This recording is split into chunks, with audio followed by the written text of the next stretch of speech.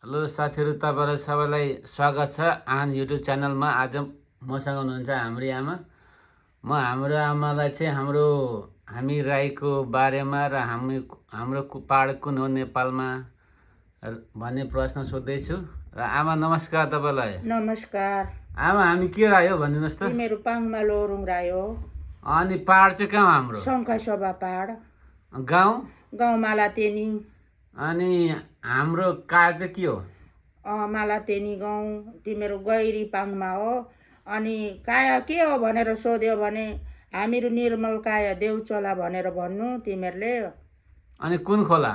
सबै उत्तर खोला हो। ल अरू भनिदिनुहोस् तपाईँ। अरू त अब मेरो उहिले ससुरा बाबुहरूले मलाई सबै यस्तोहरू भन्नुभएको थियो। यस्तो है हाम्रो त्यसरी भन्नुपर्छ, पछि नानीहरूलाई भन्नुभएको थियो र चाहिँ त्यो मनमा छ भएर चाहिँ मैले नानीहरूलाई आज मैले भन्दैछु।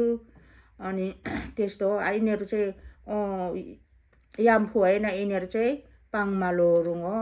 भनेपछि हाम्रो सन्तान अझै छन् नेपालमा? भुटानमा मात्रै छ। अब नेपाल छ त, शङ्खसभामा छ, जाँदाखेरि पाउँछ।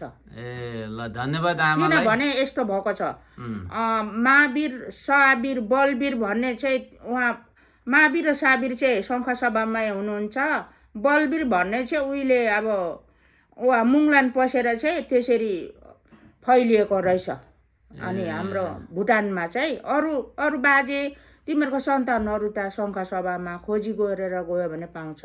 ल धन्यवाद आमालाई जानकारीलाई। धन्यवाद।